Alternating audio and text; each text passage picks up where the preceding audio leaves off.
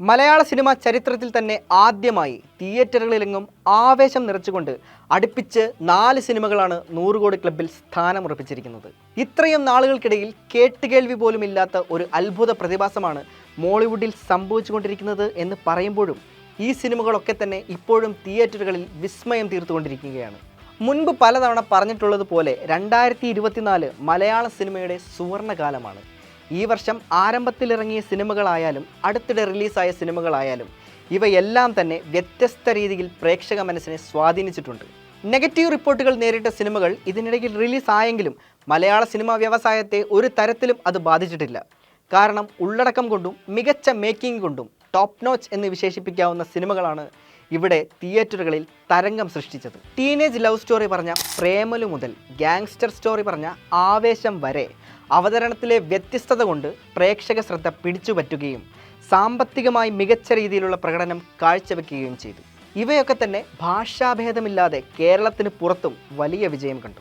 Teenage പ്രണയം മികച്ച രീതിയിൽ എക്സിക്യൂട്ട് ചെയ്യാനുള്ള തൻ്റെ കഴിവ് ഗിരീഷ് ഏടി എന്ന സംവിധായകൻ സൂപ്പർ ശരണ്യ, തണ്ണീർമത്തൻ ദിനങ്ങൾ എന്ന തൻ്റെ ഹിറ്റ് ചിത്രങ്ങളിലൂടെ തെളിയിച്ചിട്ടുണ്ടെങ്കിലും മൂന്നാമത്തെ ചിത്രമായ പ്രേമലു ഉണ്ടാക്കിയ ഇമ്പാക്റ്റ് അതുക്കും മേലെയായിരുന്നു.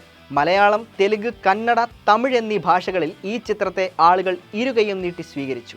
അതിനോടൊപ്പം 5th top grossing Malayala cinema of all time എന്ന അംഗീകാരവും പ്രേമലുവിന് ലഭിച്ചു. യുവാക്കൾ മുതൽ മുതിർന്നവർ വരെ ഈ സിനിമ തിയേറ്ററിൽ ഒരുപോലെ ആസ്വദിച്ചു എന്നത് എടുത്തു പറയേണ്ടതാണ്. ലോക സിനിമകളെ ഒരേ മനസ്സോടെ സ്വീകരിക്കുന്നവരാണ് മലയാളി പ്രേക്ഷകർ. എന്നാൽ മലയാളത്തിൽ നിന്നിറങ്ങുന്ന സിനിമകൾ മറ്റു ഭാഷകളിൽ ശ്രദ്ധിക്കപ്പെടാതെ പോകുന്നു എന്നൊരു ആക്ഷേപം നിലനിൽക്കെ ആ വാദത്തെ നിഷ്പ്രഭമാക്കിക്കൊണ്ട് പല ഇൻഡസ്ട്രികളിലും പ്രധാന ചർച്ചാ വിഷയമായി മാറിയിരിക്കുകയാണ് ചിദംബരത്തിൻ്റെ മഞ്ഞുമൽ ബോയ്സ്. പ്രേമലുവിൽ നിന്ന് പ്രേക്ഷകരെ ഡീവിയേറ്റ് ചെയ്ത് കൊണ്ടുപോകാൻ പാകത്തിന് രൂപപ്പെട്ട ഒരു ക്രാഫ്റ്റായിരുന്നു ഈ സിനിമ. അതുകൊണ്ട് തന്നെ പ്രേമലു തുടക്കമിട്ട നേട്ടങ്ങൾക്ക് തുടർച്ചക്കാരായി മാറി മഞ്ഞുമലിലെ പിള്ളേർ. ഒരു റിയൽ ലൈഫ് ഇൻസിഡൻറ്റ് സിനിമയാകുമ്പോൾ സിനിമാറ്റിക് ലിബർട്ടിയുടെ പുറത്ത് കൂട്ടിക്കലർത്തിയ ഫിക്ഷണൽ എലിമെൻറ്റ്സ് യാതൊരു തരത്തിലും ആ കഥയിൽ കല്ലുകടിയായി മാറാതെ വളരെ സൂക്ഷ്മമായാണ് ചിദംബരം എന്ന സംവിധായകൻ മഞ്ഞുമൽ ബോയ്സിനെ മെനഞ്ഞെടുത്തിരിക്കുന്നത്. 200 കോടി ക്ലബ്ബിൽ സ്ഥാനം പിടിച്ച് തിയേറ്ററുകളെ മുഴുവൻ ആകാംക്ഷയുടെ മുൾമുനയിൽ നിർത്തി OTTയിലെ ദി മോസ്റ്റ് ആൻറ്റിസിപ്പേറ്റഡ് മൂവി എന്ന പേരെടുത്ത് മഞ്ഞുമൽ ബോയ്സ് മുന്നേറിക്കൊണ്ടിരിക്കുന്നു. മലയാളത്തിലെ എക്കാലത്തെയും ബോക്സ് ഓഫീസ് ടോപ്പറായി മഞ്ഞുമൽ ബോയ്സ് ചരിത്രം സൃഷ്ടിക്കുകയും ചെയ്തു. പ്രൊമോഷൻ കൊണ്ടും ഹൈപ്പ് കൊണ്ടും നീണ്ട 6 വർഷത്തെ കാത്തിരിപ്പ് കൊണ്ടും മലയാള സിനിമയിലെ മറ്റൊരു നാഴികക്കല്ലായി മാറിയ ചിത്രമാണ് ബ്ലസ്സിയുടെ ആടുജീവിതം. ബെന്യാമിൻ്റെ ഏറ്റവും മികച്ച നോവലായ ആടുജീവിതം സിനിമയാകുന്നു എന്ന് 2018 അനൗൺസ് ചെയ്തപ്പോൾ മുതൽ ആകാംക്ഷയോടെ കാത്തിരുന്ന സിനിമാ പ്രേക്ഷകരെ ഈ സിനിമ ഒട്ടും നിരാശപ്പെടുത്തിയില്ല. ഈ സിനിമയിലെ ഏറ്റവും വലിയ പോസിറ്റീവ് പൃഥ്വിരാജ് എന്ന അതുല്യ നടൻ്റെ പ്രകടനം കൂടിയാണ്. ഈ സിനിമയ്ക്ക് വേണ്ടി അതിലെ പ്രധാന കഥാപാത്രങ്ങളെ അവതരിപ്പിച്ച പൃഥ്വിരാജ്, ഗോകുൽ എന്നിവർ നടത്തിയ തയ്യാറെടുപ്പുകൾ ചിന്തിക്കാവുന്നതിലും അപ്പുറമാണ്.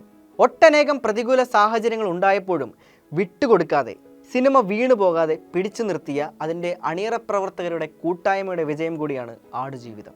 2024 തുടക്കത്തിൽ റിലീസ് ചെയ്ത എബ്രഹാം ഓസ്ലർ എന്ന സിനിമയിൽ തുടങ്ങി പിന്നീട് റിലീസായ മലൈക്കോട്ടെ വാലിബൻ, അന്വേഷിപ്പിൻ കണ്ടെത്തും, ഭ്രമയുഗം, അഞ്ചക്കള്ള കൊക്കാൻ എന്നീ സിനിമകളെല്ലാം കളക്ഷനിൽ മുൻപ് പറഞ്ഞ സിനിമകളോടൊപ്പം എത്താൻ സാധിച്ചില്ലെങ്കിലും കണ്ടന്റ് ക്വാളിറ്റി കൊണ്ടും മേക്കിംഗ് കൊണ്ടും വ്യത്യസ്തമായ ഒരു സിനിമാനുഭവം സമ്മാനിക്കാൻ ഈ സിനിമകൾക്ക് കഴിഞ്ഞു. ഈ വേവിൻ്റെ ഒടുക്കം ഇന്ന് മലയാള സിനിമ എത്തി നിൽക്കുന്നത് ഒരു പീക്കിലാണ്, വിജയത്തിൻ്റെ കൊടുമുടിയിൽ.